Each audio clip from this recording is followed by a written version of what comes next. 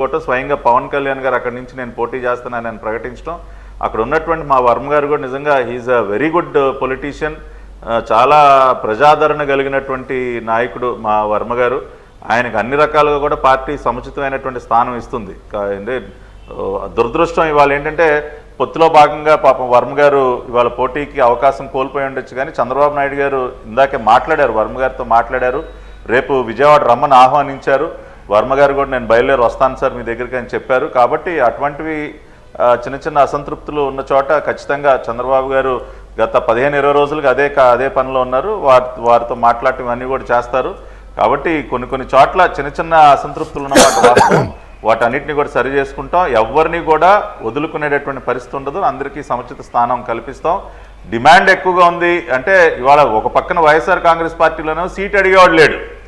అసలు సీట్ ఇవ్వకపోతే 1000 నమస్కారాలు అని చెప్తా ఉన్నారు. వద్దురా బాబు నీ బీ ఫార్మ్ అంటా ఉన్నారు వైఎస్ఆర్ కాంగ్రెస్ పార్టీలు. కానీ ఇవాళ రెండో పక్కన ఇటు వచ్చేసరికి మరి గెలిచేటటువంటి పరిస్థితులు ఉన్నాం కాబట్టి ఆ పోటీ కూడా ఎక్కువగానే ఉంది వీకే గారు. బట్ బాబు గారు, లోకేష్ గారు, అచ్చెన్నాయుడు గారు వీరు ముగ్గురు కూడా ఎవరిని అందరినీ కలుపుకుని పోయేటటువంటి ప్రయత్నం చేస్తూ ఉన్నారు.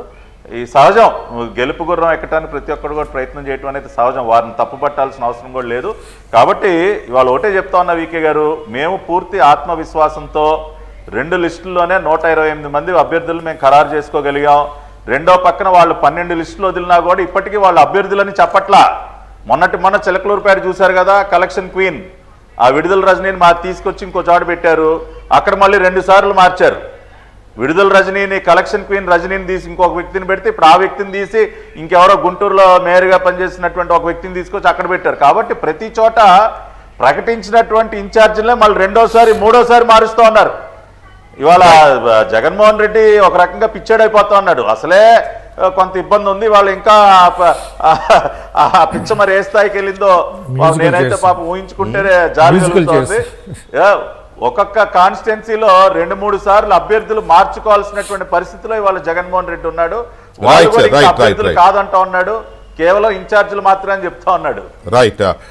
శ్రవణ్ గారు మీరేమనుకుంటున్నారు? ఈ ఏబీపీ సి ఓటర్ ఇస్తున్న ఒపీనియన్ పోల్కు సంబంధించి ఎన్డీఏ కూటమికి 20, వైఎస్ఆర్ కాంగ్రెస్ పార్టీకి 5 వస్తాయనే అంచనాని మీరు అంటే ఇప్పుడున్న దానికి అనుకూలంగానే ఉందనుకుంటున్నారా, లేకపోతే ఇంకా తక్కువ ఉందో లేకపోతే ఎక్కువ ఉందో సంథింగ్? నాకు అర్థం కాదు ఏంటంటే అసలు 5 సీట్లు కూడా వైసీపీకి ఎందుకు వస్తాయని.